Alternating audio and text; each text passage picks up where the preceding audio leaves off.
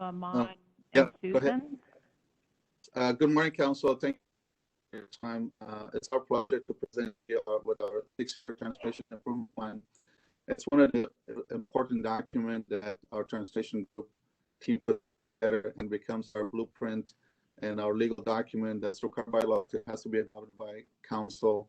That we use that to implement our construction activities, apply for grants, and also to stay compliant with our Council facilities plans, and also the GMA requirement to have a plan in terms of creating capacity to meet our future goals and to creating capacity, and also for our development community so they know which project is going to be done by the county. So with that, I'd like to introduce our team. Rob Blue, he's our transportation manager. Susan Olson, she's our program manager, and she's the author and person responsible for putting this together. Also, Eva, our our public works finance manager, and there's a few things that we have changed in terms of putting this document together, in terms of budgeting and prioritizing these, and she would like to go over that a little bit more. So with that, I'll turn it over to Susan. She'll go in and the document includes, and then I'll interject and provide the additional information with that. So with that, I'll turn it over to Rob and Susan.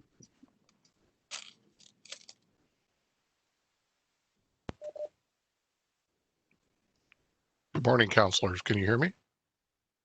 Okay, thank you. With all the challenges we're having this morning, I wanted to make sure that I could be heard. So I'm Rob Klug. I'm with Public Works, and most of the presentation is going to be provided by Susan. She's the expert in a lot of this. I'm going to be available for answering any questions. But what we're doing today is part of the process for us to be able to go through and adopt the county's plan for how we're going to move forward over the next 6 years for building construction, capital projects, and other work. So I won't take up a lot of your time because it's important that Susan have the time to work through the slides here. And with that, I'll hand it over to Susan.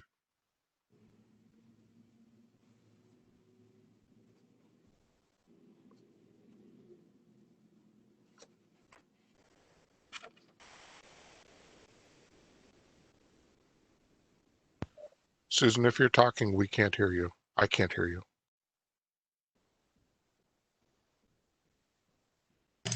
I can't either. I'm not sure anybody can, so. So I'm in the office. I'm going to go down and see if Susan's in her area, and I may have her come and actually take over on my computer because we can hear on my computer. So please hold on for just a second. I'll be right back. We are unmuting her on our end. Susan, you should be able to speak now. Can you hear me? Yes, Susan, we can hear. Yes, thank you.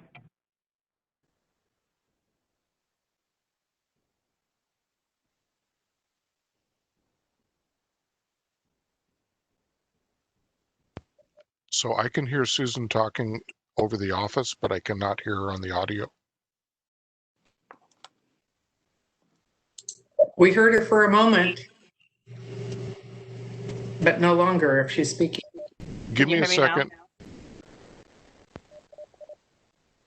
I just heard you, Susan. Would you like to come down and sit at my desk because we know this mic works? Well, I have the presentation pulled up on my computer, Rob, so. Oh, okay.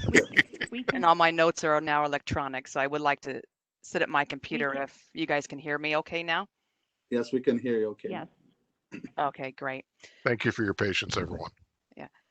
So for the past several months, we've been working to update our 6-year transportation improvement program. We'd like to present the 6-year program to the council today and the 2021 annual construction program. Just a reminder, the transportation improvement program is a state mandated program, has to be adopted before council, before the budget's adopted. Next slide.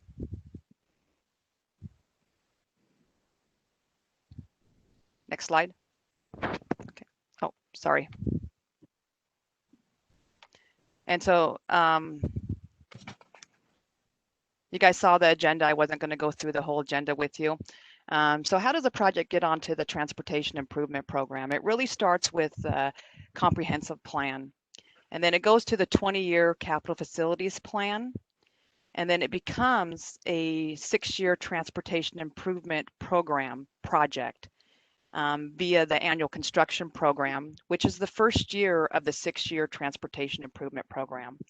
And then once we evaluate all the projects and we review and analyze what is needed for those projects, it becomes a capital road project, which is projects such as 10th Avenue, 179th Street, 72nd Corridor. Next slide. So the guiding principles and the legalities that we have discussed prior is, we need to pay debt service. Second guiding principle is to maintain what we have and address high safety concerns. And then we build our capital projects that have been established through the 20-year capital facilities plan. Again, legal requirements. This is a state mandated program. All capital projects must be on the TIP and the annual construction program. We have to develop and apply a priority programming, basically a ranking system for our capital projects. The council must adopt the transportation improvement program before the budget's adopted. It must follow the capital facilities plan and the comprehensive plan. Next slide. So this year, the TIP is about $203 million. The annual construction program is about $27 million. Again, the first year of the transportation improvement program is the annual construction program. And so where is that money going in our 6-year transportation improvement program? About 111 million, 112 million is going to the urban program. It's because because everybody uses the urban area. These are projects like 179th Street, 99th Street, 10th Avenue. The darker blue is road preservation, which is about $34 million or 17% of the 203 million 6-year transportation improvement program.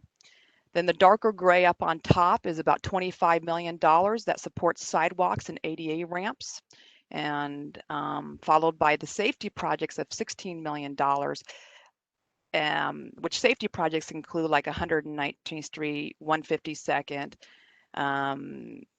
other larger safety projects. The culvert up at Pacific Highway was included in this program. The rural road program is about $9 million.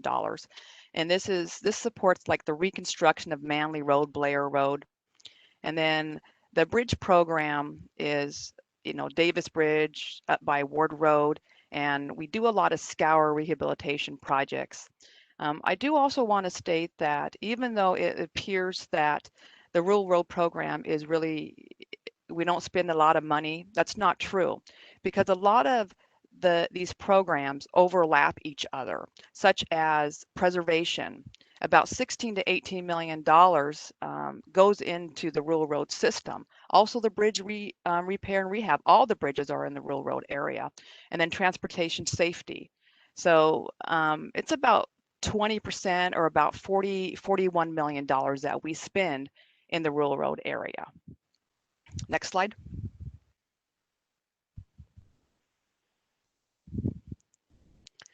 So the question is, how are we planning to pay for the $203 million, the 6-year program? The bulk of the money comes from County Road Fund. About $75 million in this 6-year program will support these projects, followed by about $50.5 million, $51 million in secured and projected grants. Currently, we have about $18.7 million of secured grants in our program right now, followed by projected REIT of $28 million. This is from the large funding package of 179th Street that was approved earlier this year. And then Public Works Trust Fund loans, we do plan to apply for about $11 million. They did not have a call this year for the loan program. Maybe next year they'll have a call. We'll apply for money to support capital projects. And then we also have the 179th Street Urban Development project that's for the surcharge and the agreements, and then also the county arterial preservation and partnerships is about $4.2 million. Next slide. So this is another chart on how the money is being distributed throughout the program.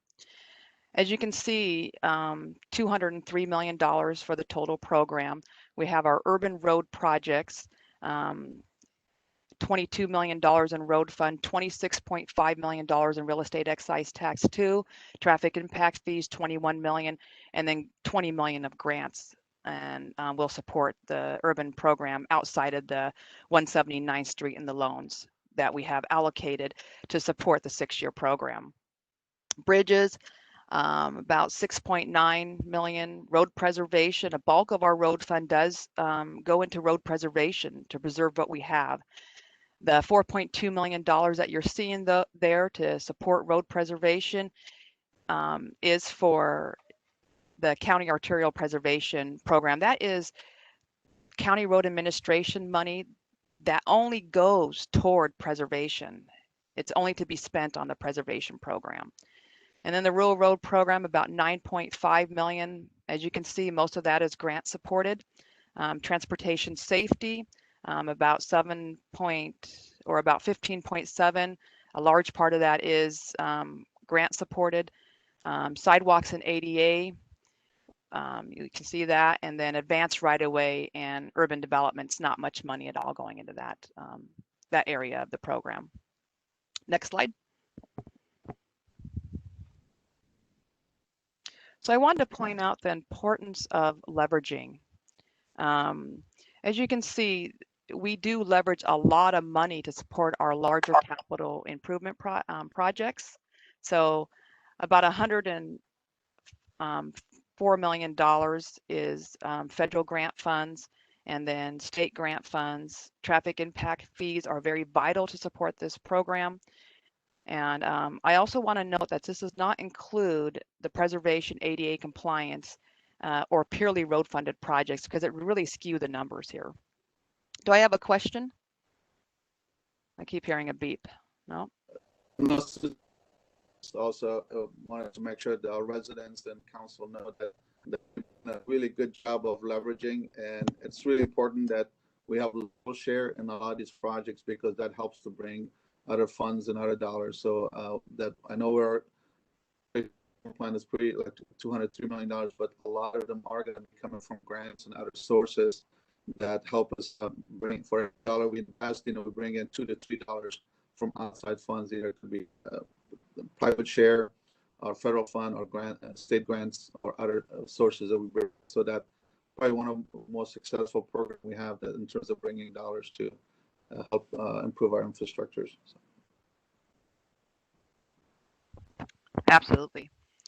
Next slide. So, Susan, I'm sorry, this is Rob. One other thing to consider, the dollars that we're spending that are going out on capital projects, all the work that's being done by capital projects are being done with contractors that are being paid prevailing wages, and they're also almost all relatively local contractors. So the money that we're spending stays in the area for many of the materials, not all of them, and much of the labor and other work. So there's a benefit to the region in addition to just having the capital work being done to provide the safety and capacity. There's also the benefit of good paying jobs that are being provided to the public that are benefiting the people in the county.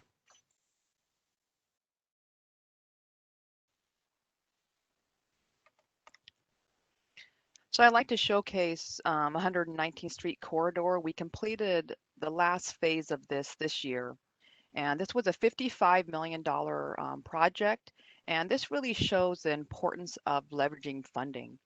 Just over $21 million supported this project in state and federal grants. Over $13 million in traffic impact fees and real estate excise tax too. And then we also had a large utility contribution of $7 million. This took about 10 plus years to design, permit, acquire land, and construct the project. So it's a very successful project. Next slide. This is another shot of the completed construction of the corridor. The intersection that you're seeing there is 119th Street at 50th Avenue. Next slide. Another big accomplishment was building the 10th Avenue corridor from 141st to 164th. This was also built about over the course of 12 to 13 years. It's 3 phases. We will be completing the last phase next year, maybe the year after. It may be a 2-season construction job. So as you can see, it was about $43.2 million. We had a lot of federal support on this project, as well as real estate excise tax, traffic impact fees, and partnerships. Next slide.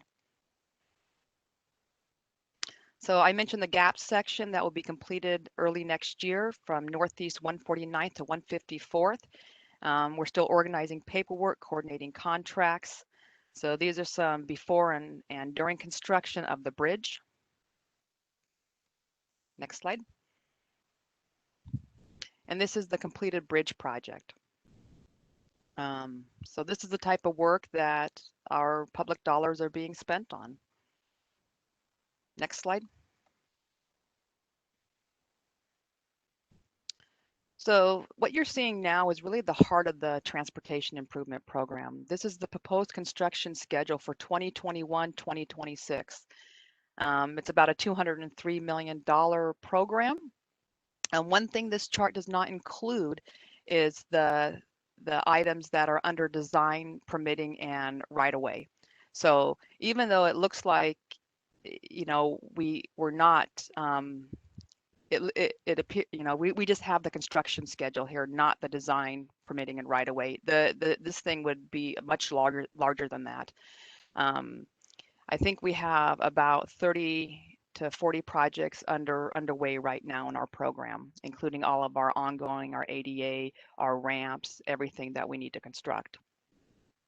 So most of you are familiar with this chart. I've shown it in the past, but the gray projects represent the projects that are currently under construction or completed. As you can see, we just talked about 10th Avenue and 119th Street East. Northeast Blair Road and Manley Road, they're under construction. Highway 99 at 99th Street, that is just starting construction. The Highway 99 Preservation Project is currently under construction. And this is one of the first projects we received a federal grant to support a preservation project. And then the bridges, Lato, Salmon Creek, and Smith Bridge, I believe those are substantially complete. The yellow projects are fully funded or grant committed projects. Northeast 99th Street, we have federal funds of $4.5 million to support that project, but 99th Street is really unique to the county. It's our first roundabout corridor. We're building 3 single-lane roundabouts on 99th, 94th, 107th, 99th, and 110th Street. And I'd like to show a video just to show you what a roundabout corridor looks like. This is a video with the City of Vancouver on 136. And so if you go ahead and play that.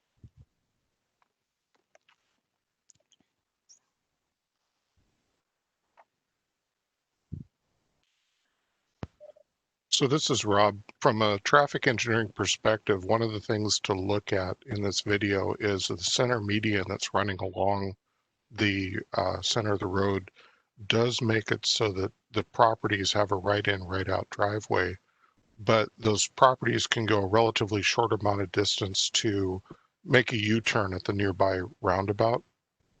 But one of the advantages is that it actually, having a center median and the roundabout corridor actually reduces the overall footprint of the road by a few feet, which it reduces the effect of needs for right-of-way acquisition, stormwater, and a lot of other things that go along into the building of the road. So there's safety improvements, there's capacity improvements associated with the roundabouts. There's also some improvements for all the properties along there where we don't need as much potential right-of-way taken from different properties.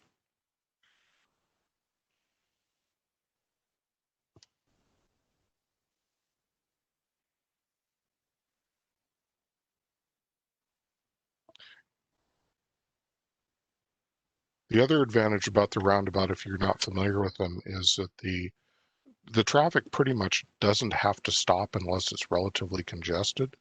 And so where a traffic signal would require everyone to stop on two approaches to let somebody else go, this has a much smoother ability to allow the traffic to ebb and flow without having as much of an impact on the traffic. In a congested environment, you will have more stopping, but it will still, in almost all cases, be more efficient and safe than a traffic signal. And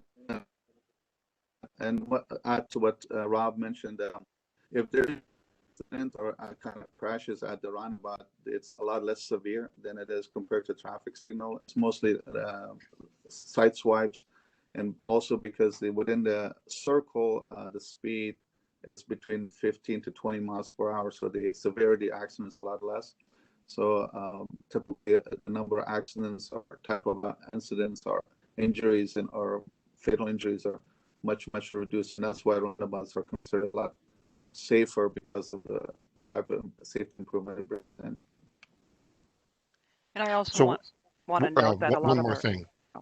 I'm sorry, Susan, one more thing. We will be coming back and talking to the council in more detail about roundabout standards and how we will be moving forward to solidify in the arterial atlas and standards for roundabout corridors to make sure that we have the way to move forward in a smart way on them. So with that, I'll hand it back to Susan. Okay. I also want to state that our funding partners are asking us to look at roundabout corridors first before signals.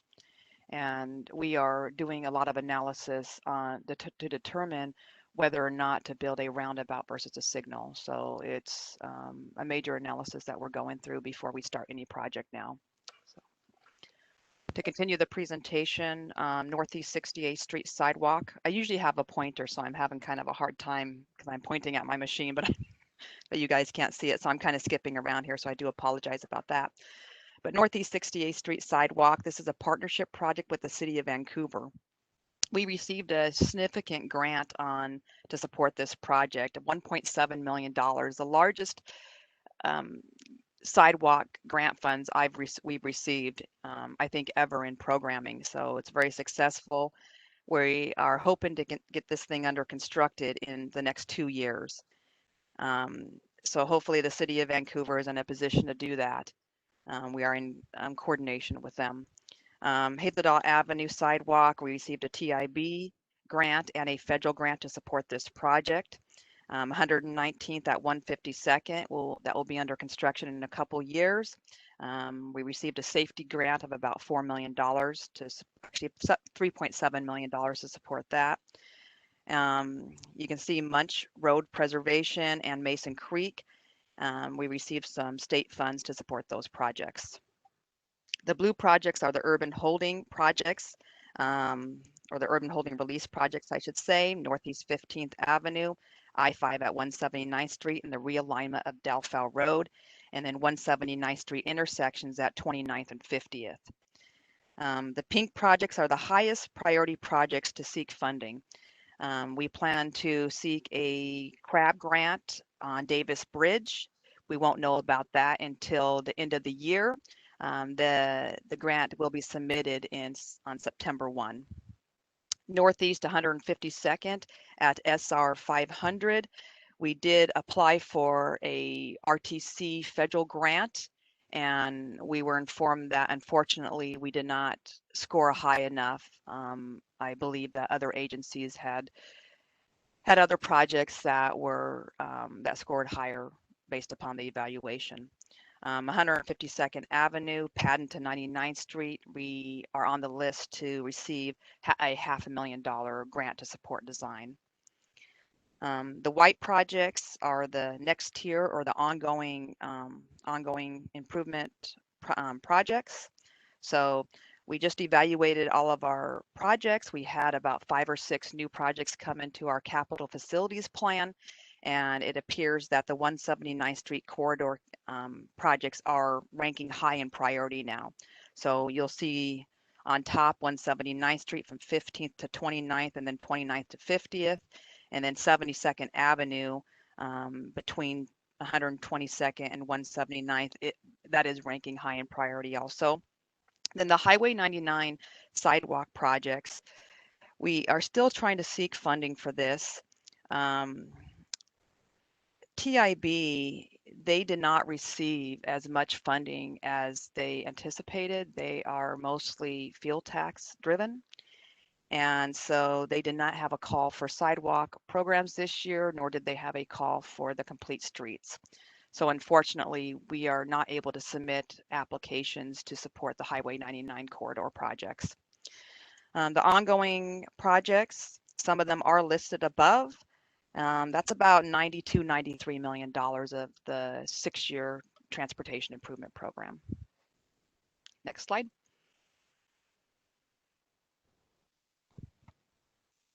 So as I mentioned, we did add 5 or 6 new projects to the 20-year capital facilities plan. So we took all of our projects and we ranked them through the current established evaluation system. As you can see, about 33% is safety. It includes accident history and roadway deficiencies. And then 29% is based upon economic development. That's future industrial and commercial jobs based upon the vacant buildable lands model, focused public investment areas, and the land study. And then also we have 24% for mobility. This includes links to other arterials and collectors, multimodal pedestrian and bike and bus access and concurrency. And then our last category is 14% of what we call other. This includes environmental impacts, public and outside agency support, and the leveraging of outside funding. Next slide. So based upon the evaluation, we had a couple projects that are new projects, project number 2, 3, 7, 10, and 11. 11's not highlighted there. Sorry about that. It should have been. So those are the new projects, and this is how the program is ranking based upon the established evaluation system. 2 significant changes was 119th Street at 132nd. That one is no longer on the funding matrix. It actually ranks number 12 now. The safety ranking went, that's pretty low compared to last time. I think it went down about 8 points. And the reason being is we did some vegetation clearing a couple years ago, which alleviated some of the safety issues there, some of the sight distance issues there. So that one's explainable. Northeast Ward Road from 162nd to 172nd, that decreased about 10 points, I believe. And unfortunately, we found a programming error in the last safety evaluation, which skewed the ranking. It received additional safety points, which it should not have. What I had done originally was when I saw this ranking, I went immediately to the traffic engineer, Rob Klug, and to a couple of his safety engineers, and I asked if anything had changed at Ward Road. And so we pulled accident history for the past 10 years, and not much has changed. So we started digging further, and we found a programming error. However, it doesn't mean that we can't look at this project as a safety project. We could potentially address some of the safety concerns in the corridor through some highway safety improvement program money through the safety ongoing program. Another project that... So Susan, before you go on, I just wanted to add in some more information. We understand the growth that's occurring out there on Ward Road, and are interested in finding a way to resolve the congestion that is increasing at 88th and Ward and the segment itself. So as soon as I found that this had shifted on the tip, understanding that there still is a need out there, we started looking at how we're starting to look at how we can take that project and divide it up into smaller chunks that can be addressed with safety projects under ongoing programs. So even though it isn't on the tip list as a project that's going to be funded at this time, we're still seeking ways to resolve that in another manner. That's one of the beauties of the tip, is there's a lot of flexibility that allows us to work on projects and find solutions in different ways. And so I'll hand it back to Susan. Okay. And then project number 8, 182nd at 500. There was a big jump in this project. Last ranking, it ranked number 18. Now it ranks number 8. And so it's really due to the safety at the intersection. The safety points increased. It increased the ranking score to be able to probably be on the funding matrix. We did include this as part of our annual construction program because we have a potential of getting some grant funds. I've been working explicitly with the Washington State Department of Transportation. They are applying for some grant funds, and I don't want to miss any opportunities. If the project is not in the tip, if it's not in the annual construction program, we are not allowed to execute any funding contracts. And so I did leave it on the tip and the funding matrix because of those reasons. Next slide. So currently we have 7 ongoing programs. These projects have their own evaluation systems that is consistent with the funding agencies. The ranking is different because these projects won't compete well with the larger capital projects. So we have right-of-way, advanced right-of-way program, which includes land needed set aside to preserve for future transportation corridors. One good example where we use this program years back is the Patton Parkway corridor. We purchased all that right-of-way years in advance before it was ever constructed. The bridge program is pretty self-explanatory. It includes all the bridge projects. However, I do want to change the name. I want to include the culverts into the bridge program. I think that would meld well with our tip. And the reason being is the Fish Recovery Board, the Department of Fish and Wildlife, and the Recreation Conservation Office has grant funds that appear to be sustainable right now, at least. As when I talked to them, they were sustainable as of last month. The funding of these grants come from, it's authorized by the legislature, it's the sale of state bonds, and it comes from the Federal Pacific Coastal Salmon Recovery Fund. We did apply for some funding for Mason Creek and Pups Creek. We were successful on Mason Creek. We're still waiting to hear from Pups Creek. We submitted applications a couple months ago. And for this funding, this Fish Recovery Board and Recreation Conservation funding, there's no match for designing the project if it's under a certain amount. And in addition to that, the construction match is 10%. And so in most cases, state matches federal, federal matches state. And so I think this one we should give acknowledgement to include, to change the name of program number 2 to the Bridge and Culvert program. So that is a proposal I'm having for council, if that would work for you. Currently, we're putting all these culverts under the program number 4 or number 6, rural road or the safety program. But I think these need to be called out just because we do have some potential funding that we can be getting every year. Any questions about that? Okay. Madam Chair? Yeah, no questions, but Susan, I think it's, excuse me, I think it's a great idea and it makes a lot of sense. So thank you for continuing to be creative on how we can access this grant money. Great, thank you. I'll proceed with that then unless I hear any objections. No, it is a very good idea. Thank you, Susan. Great. Road preservation, that's pretty self-explanatory. Rural road, it preserves and maintains rural roadways such as shoulder widening. Manley Road was part of the rural road program. Intersection improvements, slide stabilizations, and it included culverts, but now it will no longer include culverts. That will be program number 2. Sidewalks, ADA, that's pretty self-explanatory. And transportation safety consists of spot improvements to address safety and access in urban Clark County. This includes guardrails and traffic signal projects. And then the urban development, this helps identify road projects that stimulate economic development and directly supports industrial and commercial development. These projects won't traditionally rank in the safety and mobility categories. So we have that for projects such as Rye Road, the Barberton area. I know we had worked on some of those projects. 40th Avenue, there may be some potential there. So I have a little bit of money just preserved in those programs, just in case we have an opportunity. And the next couple slides, Ahmad and Eva will present.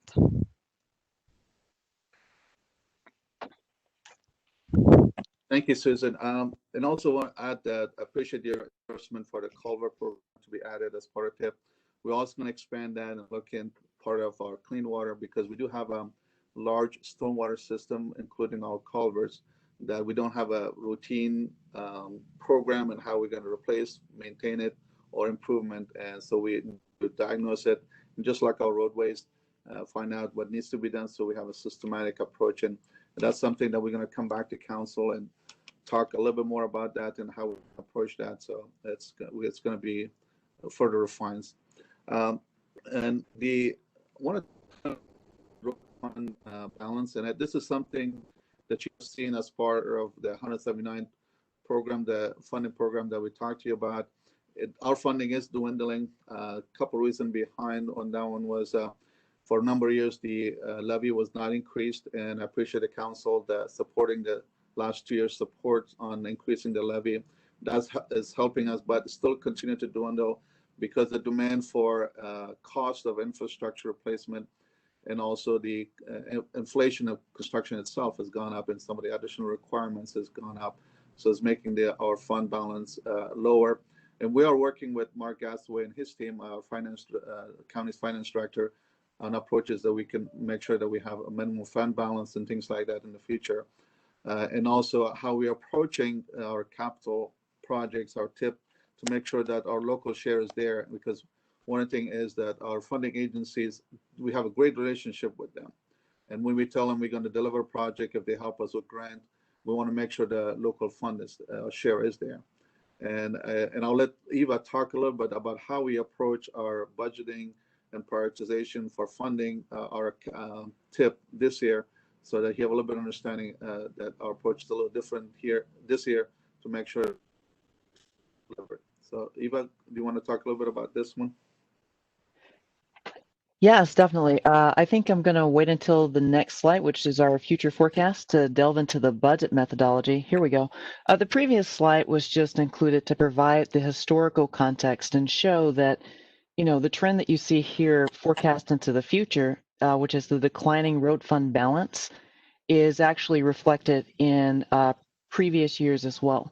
So we did do a few things differently this year as part of this road fund balance projection. So the first thing is, I think historically the road fund balance and the TIP were kind of budgeted after our other divisions have been budgeted. So we didn't really include it as a primary part of the budget process. I think historically it had been more like whatever we are left with after we're done with the other divisions lands and becomes a resource available for the fund balance and for TIP. Now, this year, we did something very different. We changed the methodology and we included the TIP as part of our primary budget items, where each division was given a snapshot of their budget based on historical analysis. Each division was shown their portion of the revenue, and we budgeted each division to its own resources to increase the sustainability of the road fund balance over time. In addition to that, and building on top of that, we rebuilt the road fund forecast model. So the previous model was amazingly complex and in some cases didn't always align with modern government accounting practices. So we scrapped it and we recreated it and we added in a specific methodology to be more inclusive of those tip numbers. So the forecast that you're seeing here now is the marriage of this new methodology as well as the data available from the tip database. And as you can see, you know, the fund balance is projected to decline through the life of the current tip to a minimum of approximately 1 million in 2025. Now, this forecast is a little more accurate than previous models because of the new methodology, because of the changes. But it still shows that, as Ahmad said, you know, we have a need to look at sustainability in the road fund.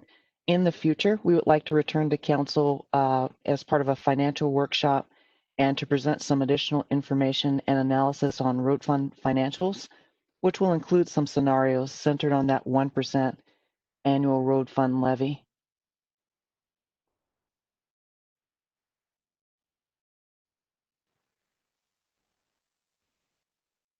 Thank you, Eva. So I will turn it over to Susan for continuation of the presentation.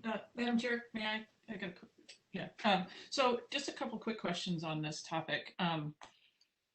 Do we know, and we don't have it here, I know, but do we know how, you know, the road fund balance is going to fluctuate based on the numbers of projects that we build in a particular year? Do we know on the previous slide kind of the difference in capital expenditures from year to year and how that, yeah, and how that directly impacted the road fund balance? And then obviously if we can't get down to $1 million in road fund balance. So if that trend doesn't change or we don't find some different path, then I assume then the issue is, or the answer is, that we don't build these projects. Is that right? That's correct, Council. You put it exactly right. What's going to go if we don't have a sustainable road fund that, because as we mentioned on the previous slide, the leveraging is really important. So the more dollars that we invest and we do local share, we can do more projects. So if we lose that ability, we lose ability to bring $2 or $3 from other funding sources. Yeah, I would like to, Ahmad, I would definitely like to build on that as well and say, you know, our road fund dollars are some of our more flexible dollars. You know, they're not locked into a single transportation project. They're broadly available. They don't have timeline restrictions. So having a healthy road fund balance dramatically increases our ability to leverage additional funding.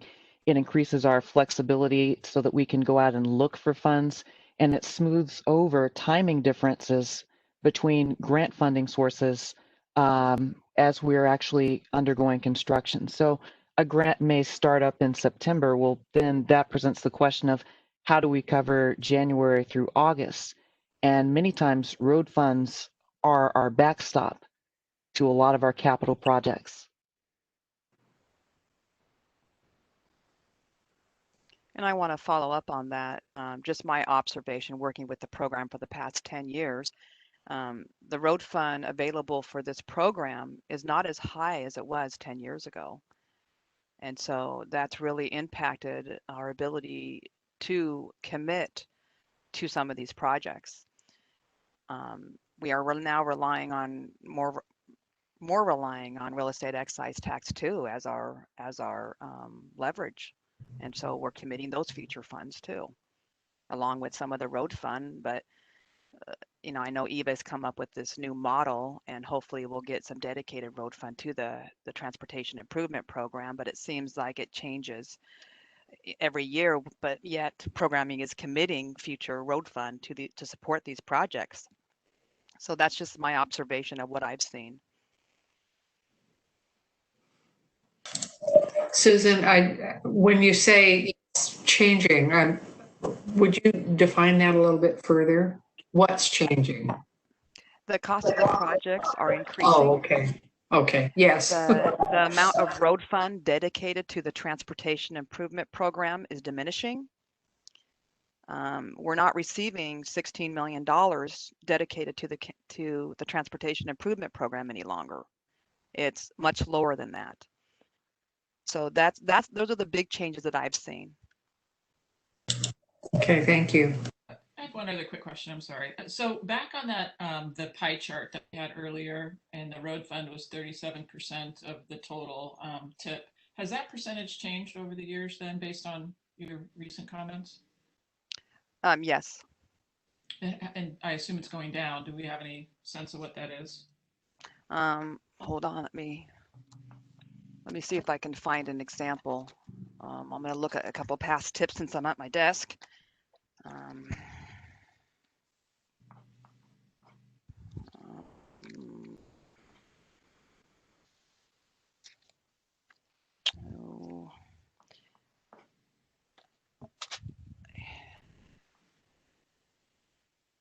You know, it used to be about 83%. I'd have to, look at the numbers. I'm just looking at different pie charts from, from 2008, 2007, 2010. But it looks like it was up about another 5%. But like I said, I'd have to pull the numbers and just to make sure it's exact. Yeah, I would be curious about the percentage of road fund in the tip now versus what it was years past. So at your leisure. Thanks. Great. Will do. Any more questions before we move on? No, I don't see any. Okay. Next slide, please. So I want to talk about some risk and unknowns about the 6-year Transportation Improvement Program. It's been no secret that the gap in funding for 179 to support the bridges, we're going to receive WashDOT will receive a bunch of money, a couple $1 million in 2023. And then the bulk of the money to replace those bridges will come in 2025. However, we did receive a grant for $750,000. It's a joint grant between WashDOT and Clark County, and so they got some of that money to help support some design efforts right now. We are really married in this project. We don't know, we cannot build Delfell. We cannot really complete some of the structures in that area until we know what WashDOT's building. So hopefully with this additional money, they'll get there. But we're able to build 15th, we're able to build 29th at 50th, just the Delfell connection, we're gonna have to, we're starting survey now, we'll have to do some coordination with WashDOT. Fuel tax are below projections. Fuel tax are 30% lower than anticipated. What that means is a loss of $1.5 to $2 million to county road fund. Correct me if I'm wrong, Eva. And then also the Transportation Improvement Board funding, it's 50% below estimated, but below the estimated projected amounts. So they're not having a sidewalk program or complete streets. This impacts building sidewalks on Highway 99. And then also we applied for about $15.2 million in grants, and we're slated to receive $5 million of that $15.2 million. And we won't know until September, November, or even next year if we receive the remaining $10 million. And so the TIP and the annual construction program may be a little overinflated, because if we don't have those grants in the TIP and the annual construction program, that means we cannot execute contracts. So that's an unknown right now. The volatility of traffic impact fees, this is market driven. I've seen traffic impact fees revenues come in as high as 10 million, as low as $500,000. And so we do have about $23 million programmed into the 6-year program to support the program. And then we're working on a monthly basis to update numbers, update expenditures. We present the TIP annually, but we are monitoring and tracking revenues and expenditures on a monthly basis. Next slide, please.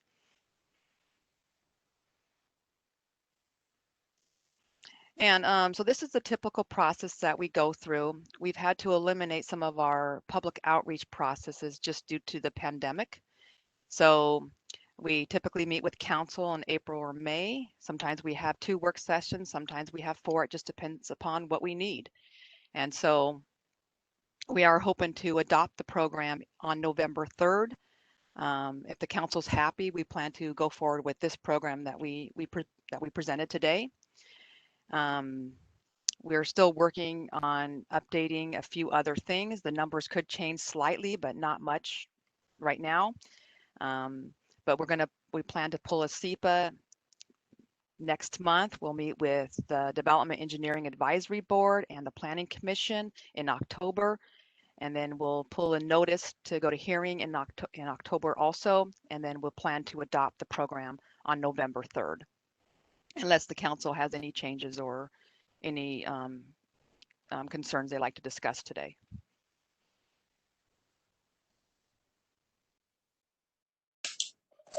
Are there any questions of the council or clarification?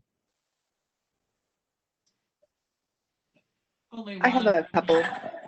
Okay, Councilor Lance. Regarding the public involvement, I guess I have concerns about eliminating public involvement entirely, and would hope that perhaps, we had a conversation last week with community development about possibly having some kind of a public process for one of the issues they're working with. And while we can't have the in-person and the things that are on the list that you have, I would hope that there could be some effort at online public involvement so that we wouldn't simply eliminate that part of this process. The second is a question that I had, and it's going back a bit, but it's on slide 16, the evaluation system criteria. I just had a question about, and I'm sorry if I missed it and you said it. How is the ranking and how are the criteria set? Is that something that the county and council set, or does that come from the state or another authority, or best practices from engineering? How is that criteria set? It's a combination. It is set from the best practices from the engineers, like for the safety ranking. About 2 years ago, we revamped the safety ranking with the Highway Safety Manual. That is consistent with the current standards and consistent with how the funding partners look at things. And so that was revamped. We took that through technical teams, Planning Commission, Development Engineering Advisory Board, Regional Transportation Advisory Committee, and NAC is who we took that through. And then also I met with a couple of neighborhood associations who were interested. So typically if somebody calls up and say, hey, Susan, can you present the transportation improvement program? I do. Sometimes it's 3 times a year, sometimes it's 6 times a year. So this went through a whole public process back in 2017 is when we had revamped the safety. In addition to that, the economic development ranking, we had met with the Columbia River Economic Council, CREDC, and just to make sure we weren't missing anything, we talked with the planners, we talked with GIS. We wanted to make sure we weren't missing anything, and that's where the program needs to be consistent with the council's currently adopted laws, regulations, county codes, and studies and plans. And so I make sure that that is consistent. Economic development's a little outdated. We're gonna look at that next year to kind of revamp some of those areas. Urban holding areas, we don't have any longer, so we need to remove that category, for example. And then mobility is also done through a lot of the different disciplines in public works. In addition, typically when I go to groups, I ask them if I'm missing anything. One ranking that I think it was maybe WashDOT recommended was adding connection to state highways, and so that was a new recommended criteria that they wanted included. We did that. It made sense. But this is pretty much vetted right now through the public process, through the technical teams, through the engineers, and CREDC. And so that's how I proceed with Okay, updates. thank you. That's really helpful. Thank you. And just one more. So then on the weighting, like for example, the safety gets 30, which I appreciate that it gets the most, and economic development gets 20 and others get this and this.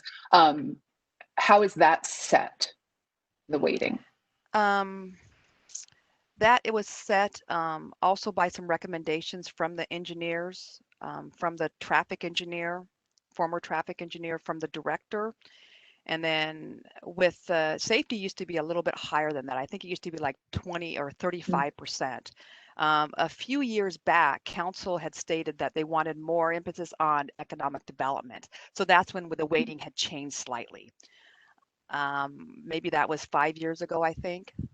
So it's a combination. That makes sense. Just what makes sense. Mm-hmm. Okay, thank you. Thank you. Councilor Olson? Yeah, if anybody else has any other questions, I only had just one comment that it's going to be hard for me to communicate to my folks that the Highway 99 sidewalks aren't going to be built until 2025 or 2026, but that's okay. Any other comments or questions from the council?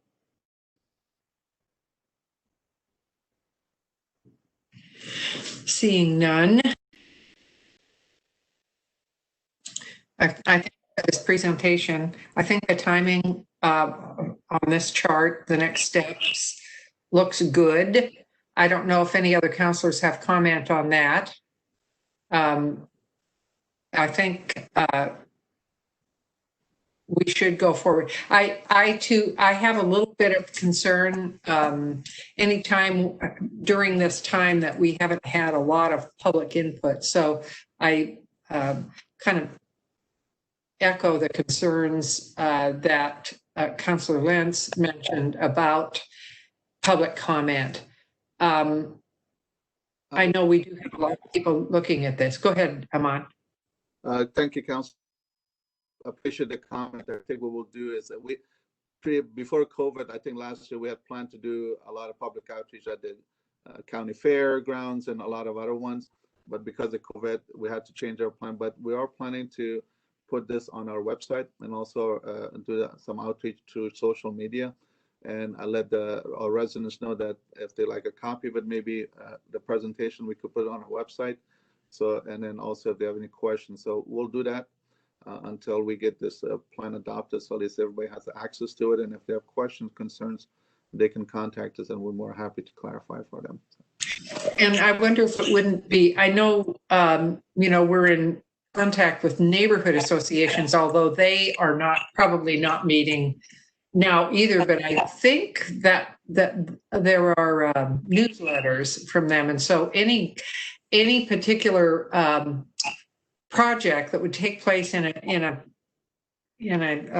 outlined neighborhood area, that might be good to speak to those folks and our coordinator for that, so that they can also at least know that when some of these things are planned in advance. I appreciate the recommendation. And we have our public information officer, Megan. She's been doing a fantastic job to do a lot of outreach. And then I think she'll be back tomorrow. So this will be something we'll talk to her about it and let the council know that all the outreach we have done and the outreach we're going to planning to do for this project. Okay, well, I think this concludes the presentation, I believe, right? It is. Yes. Thank you. Okay, and thank you for the presentation. I thank all of your participation in it. And we are going to adjourn this work session. We're going to go to our council time, but we're going to take a 5-minute break if we can. So I will see you in, just to be clear, you actually need to exit this yes. WebEx and log into the council time WebEx. All right. Thank you. Bye, all. Thanks.